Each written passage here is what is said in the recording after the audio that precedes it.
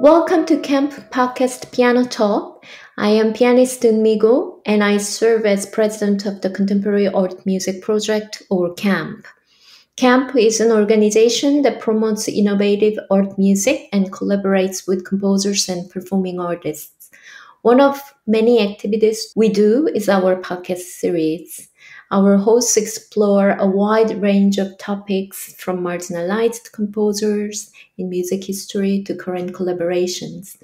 Please make sure you're subscribed to Camp Podcasts to enjoy different series of the podcast. Tonight, I am your host, and I am thrilled to talk with pianist Brianna Matzke. A performer and commissioner of new music, she has collaborated with many composers and has appeared in concerts around the world, including prestigious new music festivals and all the concert halls. She's also the co-founder and artistic director of the Response Project. She wears so many hats. She's also CEO and president of the International Foundation for Contemporary Music, and also recently appointed as executive director of the Cortona Sessions for New Music. Hi, Brianna, welcome, and thank you so much for being here with me. Hi, thank you so much for having me. I'm looking forward to our conversation. Yeah. We usually ask kind of ice-breaking question in the beginning, and I'm always wondering how a pianist starts actively collaborating with composers and playing new music, new repertoire, and also, what is the motivation to continue this type of collaboration and performance? Yeah, absolutely. So I, as a pianist, got my first real exposure to contemporary, like true contemporary music making in college and undergrad. I think that's probably true for a lot of us.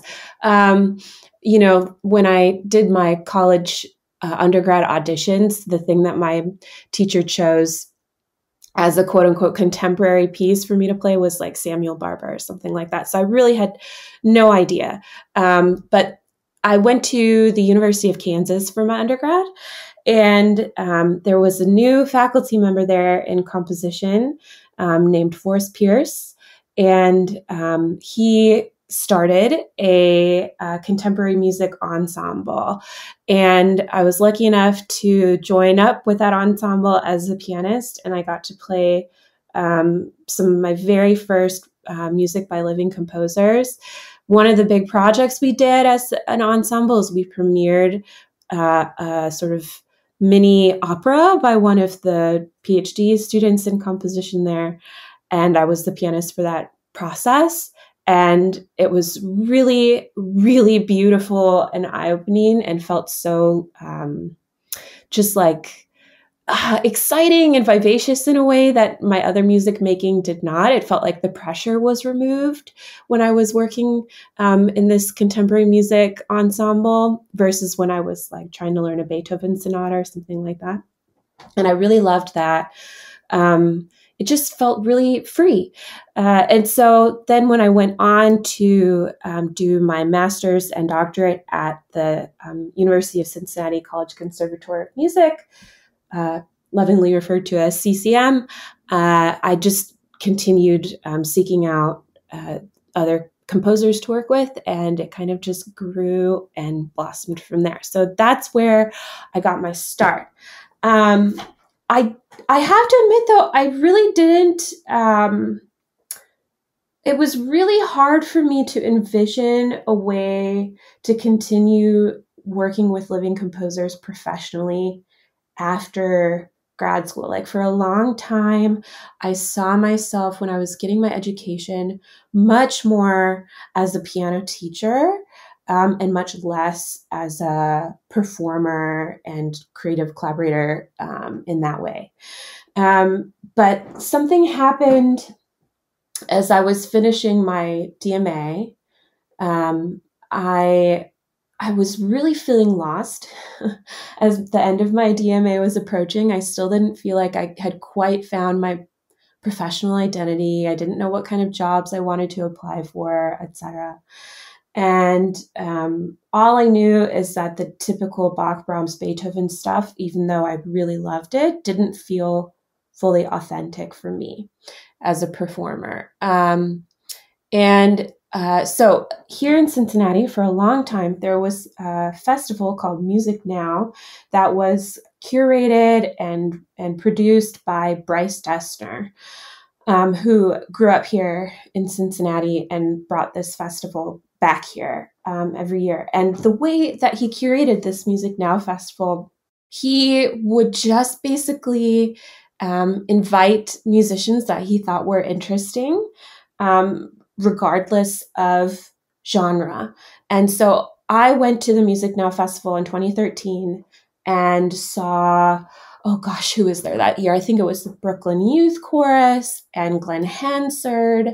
And so percussion was there. And there was a string quartet and there was a drummer and a bunch of amazing vocalists. And of course, Bryce was there. Richard Reed Parry was there. And they all just kind of got on stage and made music together. And so for the 3 nights of that festival, I finally felt like I heard and saw myself on stage. It felt like the kind of music that I was interested in making. And I was convinced then and there, like, no, I can find a path for myself as a performer that's authentic and real and totally me. And then the other thing that happened right around that same time is another pianist came to CCM and gave a concert of works that she had commissioned in response to Franz Liszt's Dante Sonata.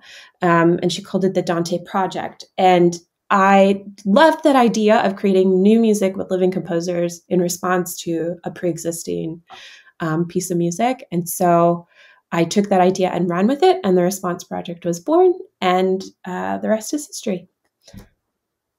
Oh, great. I have a quick question about the freedom that you talked about, that how you felt free to make music when you were in this ensemble for mini opera, and then also later how you felt quite limited and unauthentic with standard repertoire. And I heard about that from a lot of new music pianists and other musicians. So if you can talk about that a little bit, that would be really great.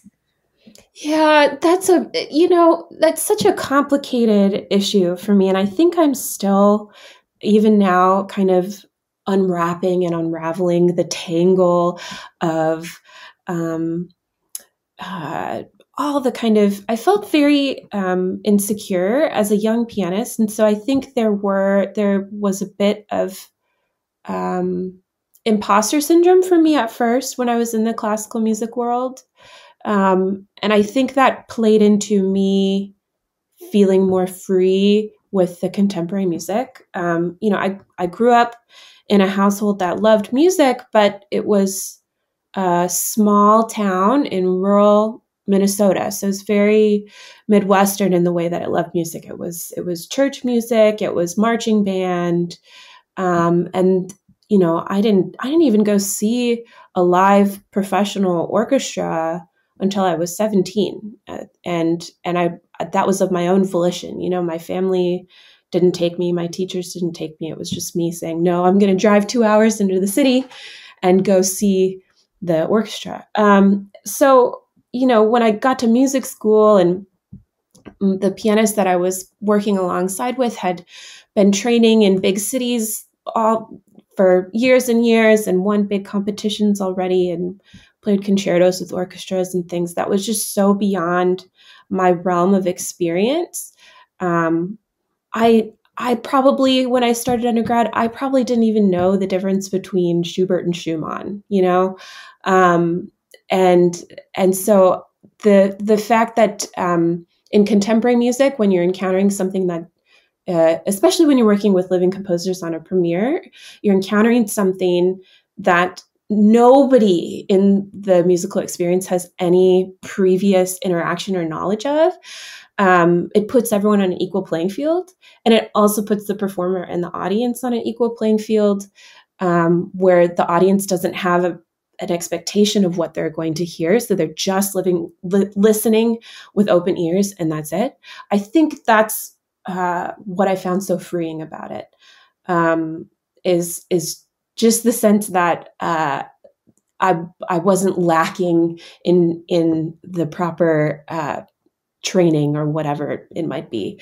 But I don't think that that's why I keep doing it now. You know, it's not imposter syndrome now. Now it's because I just love being able to make something totally new. I love working with people.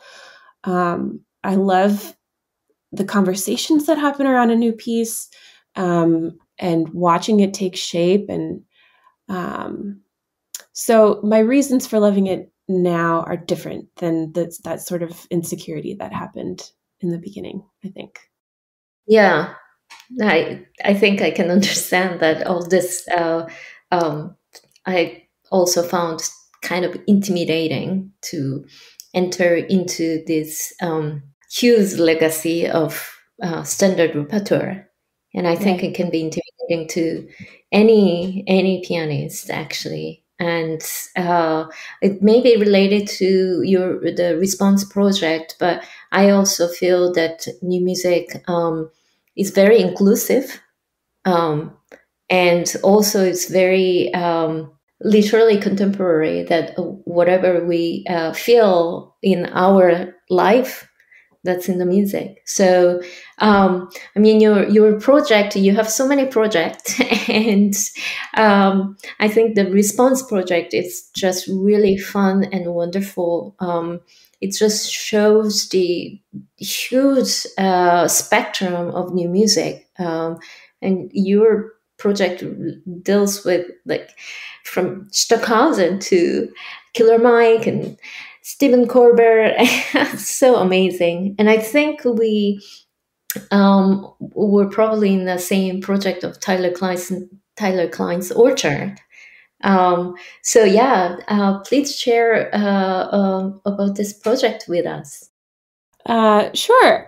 So the response project, like I mentioned, was inspired by somebody else's work. And the basic idea is that I commission musicians and artists from many disciplines to create new artwork and new music in response to a pre-existing piece of artwork or a pre-existing idea.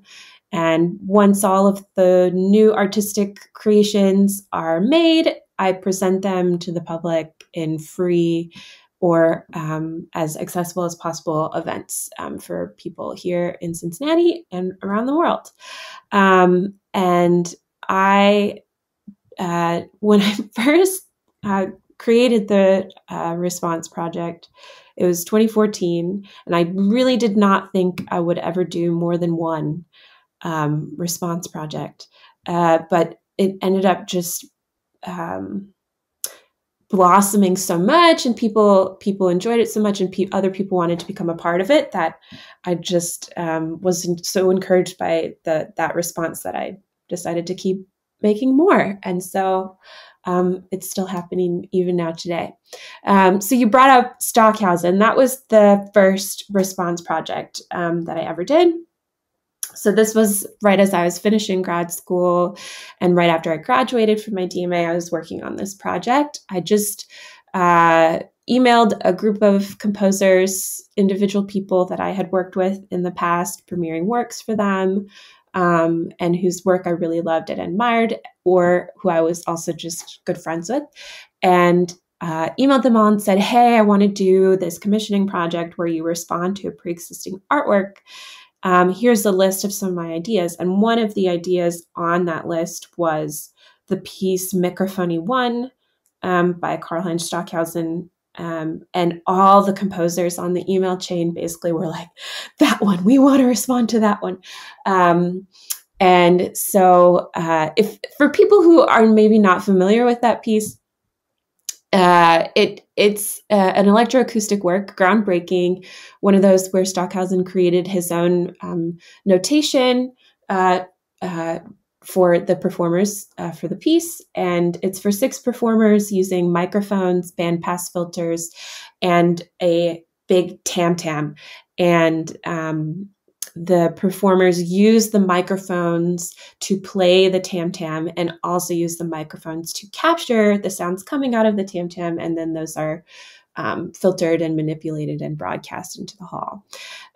It's playful, haunting, and everything in between. It's, it's very Stockhausen. And the composers took all kinds of ideas from that composition and translated them over into pieces for solo piano and electronics. And I knew nothing about of organizing projects like this. I knew nothing about the sort of administrative duties that come along with running a commissioning project. And so I definitely had to learn as we went along, but I decided to run a crowdfunding campaign on Indiegogo to try to raise the money to commission all these composers. And that went pretty well. So I was able to pay each composer just a little bit. And once the works were created, I found a concert venue here in Cincinnati that was like an old Masonic lodge that happened to have an old grand piano. And they let me use the venue for like $100 or something like that. I had a friend of mine who's a really wonderful artist draw a poster. And I printed them out at the library? I printed them out and I hung them around town and asked for a donation at the door and got the concert ready and didn't know what to expect. And it ended up that we had like I think there were probably like 60 or 70 people there for the premiere of these works. I was so surprised at how many people came. And it was such a wonderful like mishmash of Cincinnati's creative community, people showing up, people who are writers and marketers and architects and other musicians who are not classical musicians. And then, of course, my classical music friends as well. And as part of that evening, I had a friend of mine who lived in Cincinnati at the time, Eddie Kwan, who now lives in New York City. And I also had another friend who still lives in Cincinnati, Adam Peterson, improvise at the beginning of the concert, as sort of inspired by Stockhausen and their improvisation. And then I also had a bartender create a sort of response project, Stockhausen-themed cocktail for the event. And yeah, the whole thing just went really well. People were so excited about that idea. It was such a beautiful surprise that it all ended up so well. And after that, I had one of the composers come over just to my living room in my house and set up some microphones, and we recorded all the pieces on my living room piano and released that as an album. And that album also had, pretty good response and pretty good people seemed to really enjoy the album as well. So I wanted to share one of the pieces from the album on this podcast, actually, if that's okay with you. So the piece is by the composer Paul Schutte, and he's actually one who recorded and edited the album as well. And it's called Puzzle Pieces. And without going into too much detail, basically this piece uses a sort of modular design, and there's a max patch that does live processing of the sounds coming out of the piano. And I will say this piece, when I was working on it, actually completely changed the way that I hear the sound of the piano itself. The processing that he achieves really, really transformed how I hear an acoustic piano sound. So I hope people enjoy listening to it. Thank you. So here's Puzzle Pieces by Paul Schutte, performed here by Brianna Matzke.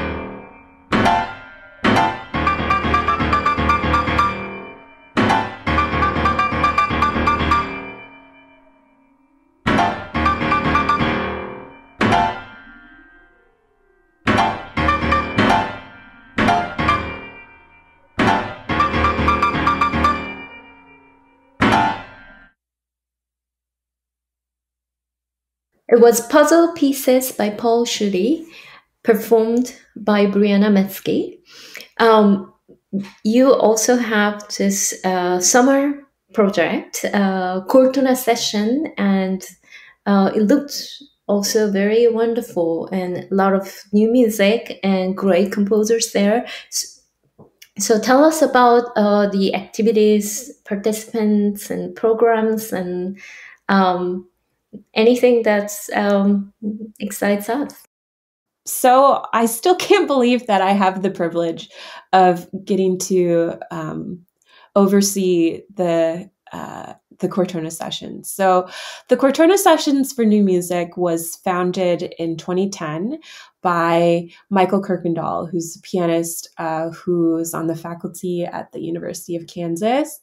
And he founded it with his wife, Mary, who's a flute player, and a few of his other musical friends. And they've ever since then, every summer, it's been a group of performers, composers, conductors who meet in Tuscany for 2 weeks to workshop and premiere new compositions. And I first attended the Cortona Sessions as the piano resident fellow in 2018.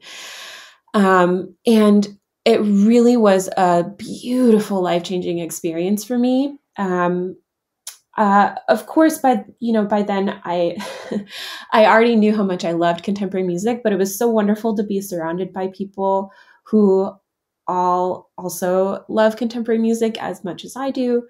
But the other part of it that I was not expecting is how the way that Mike and Mary and everyone who started the Cortona Sessions put love and acceptance at the center of everything that they do. I know that sounds kind of like cheesy, hokey, unbelievable, but I really do find that the people at the Cortona Sessions are so compassionate and kind and people focused. First and foremost, we want everyone to feel safe, seen, and loved at the Cortona Sessions, and I certainly felt that way. And because we are feeling that way there, the creativity and the musicianship can just blossom in a way that is so amazing. And of course, it doesn't hurt that, we get to be in this beautiful, small Tuscan village, in this 800-year-old monastery that's been converted into a hotel and an event center. So it's just a really wonderful experience. I was asked to take over the Cortona Sessions in the middle of the pandemic. That Mike, the founder, has become a certified sommelier. His love of Italian wines has certainly blossomed and taken him in a sort of new life direction. And so he asked me to take over.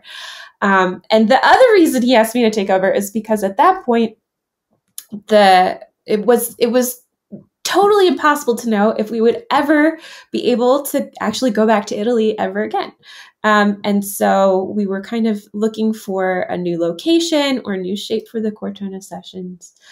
And luckily, since then, the world has returned to some semblance of what it looked like before COVID-19, and we are actually able to finally go back to Italy and make music there again this summer. I actually leave in a little over a week to go get ready for our 2023 sessions. But yeah, we just love inviting people who are interested in composition or interested in performance for contemporary music to come and meet each other and work together and create music together. And it's so rewarding for me to see those relationships bloom and to see the new creative projects that come out of the Cortona Sessions. There's people who form ensembles and go on to have professional performing careers together. Who meet at the Cortona Sessions. There are commissions that come out of the sessions. It's just a big, wonderful, creative Cortona family. So it's really great. And I love it a lot, as you can probably tell. Yeah, great. Yeah, well, you have all these administrative roles, and I know that it's never easy to be in a leadership position. So I, of course, I can tell you enjoy it so much. But what are the challenges you experience, and how do you overcome all the difficulties or challenges?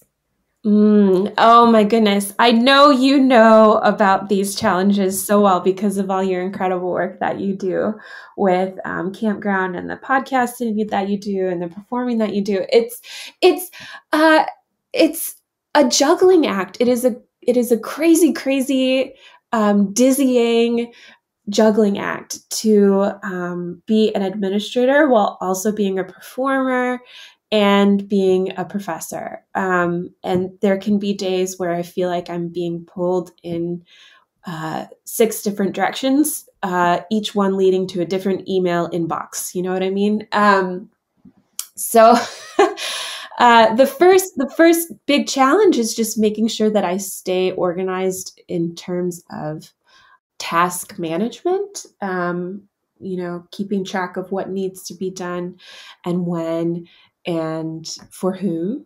And yeah, that's a really big challenge. Another challenge, and I don't want to sound like I have a chip on my shoulder about this or something, but I find that people do not understand just how much work it really is to be an arts administrator. Um, for the Cortona Sessions, just as one example, um, I have been tracking my hours spent on that project alone since January of this year, and it's now mid-May. So just from January to mid-May, I've put in 190 hours on just the Cortona Sessions. And that's while having a full-time job and other projects that I'm working on as well. So, I think people really just don't fathom like the insane amount of work that goes into putting together a project like that. It's also challenging on a sort of larger scale. When you're running an educational program, there are so many considerations when it comes to accessibility and creating a welcoming environment for as diverse group of people as possible. And that's especially challenging when you're working within a capitalistic framework and working within a framework that has not historically honored diverse identities. And so continually working to make sure that we're engaging in business practices that are equitable and focused on social justice, while also making sure that we balance the budget, can be very, very challenging. Right. Yeah. But thank you so much for all you do. I think it's so important to keep this alive. Also, I always think it's very important to teach younger generation of pianists new repertoire and the culture of new music. So, how is your teaching going? Oh, thank you for asking me that. So I have a sort of unique teaching portfolio, I think. Um, or maybe it's not unique. I don't know. It feels like such a variety bag to me. So, um, first, I have a group of young private students that I teach at my home. So these are mostly school age, between first grade and senior in high school. And then I have a couple adult students that I teach. And then I also am one of the piano faculty at the Cortona Sessions, in addition to the executive director. So I get to teach and coach contemporary music there.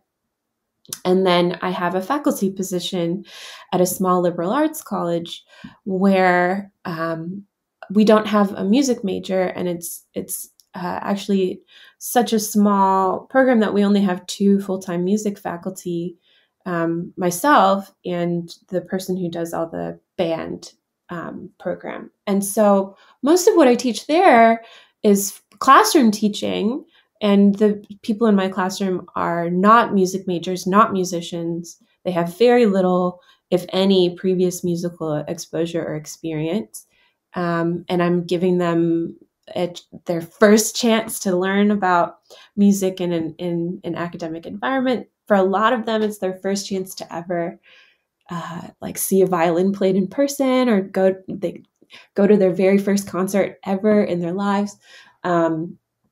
And so, it's I get to be an educator in so many different educational contexts because of that combination.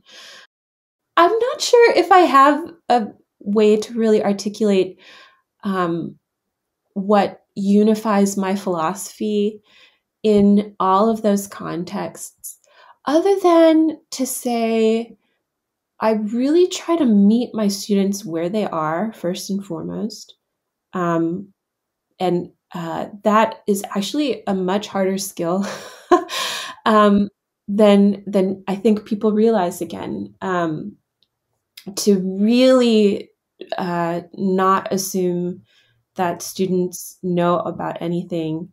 But the other part of meeting students where they are is also because I see my role as a teacher not so much to sort of instruct on how to do something, so much as I see myself as a facilitator of my students' individual creativity, and even more so a facilitator of my students' individual curiosity.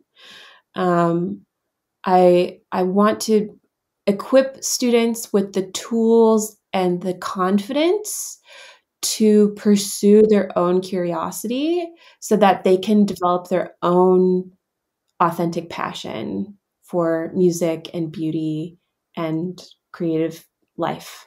You know what I mean? Yeah. So it almost becomes like sometimes I feel like I'm a totally different teacher depending on which student is in front of me. You know what I mean? Yeah. Well, which is, I think, really great. And that's probably what we need these days. That not just the kind of one directional, one way teaching, but it's really giving students independence. So, yeah, that's great. Well, thank you so much for sharing all of your thoughts and experience with us. This has been truly great experience talking with you. Once again, thank you for your time. We are gonna make our exit and listening to one more piece by performed by Brianna Matzke. Opened Window by composer Bradley Harris. Would you like to talk about the piece a little bit? Oh, sure. Okay, so this piece comes from another one of my response projects. The overall project is called Something is Happening Here, and it was composers responding to the music of Bob Dylan, specifically songs from the album Highway 61 Revisited. And so Brad, in writing this piece, was actually, I asked Brad to respond to another song that was recorded during the same recording sessions as Highway 61 Revisited, but it was released separately from the album. It's a song called Can You Please Crawl Out Your Window? And I love Brad's style because as a composer, he mixes some sort of jazz and funk inflected things with sort of I don't know what's the word, like neo-minimalist aesthetic. And he puts, in this piece in particular, these amazing low octaves in the bottom part of the piano over this gorgeous swirling 16th note texture up top. It's a super fun piece to play, and it's only like 4 minutes long. So I feel like it's a great sort of like encore to finish out our conversation today. And I also just want to say thank you so much for having me. It's been a really, really huge honor to be asked to be part of this amazing podcast. So thank you so much. Thank you. Opened Window by Bradley Harris, performed here by Brianna Matzke.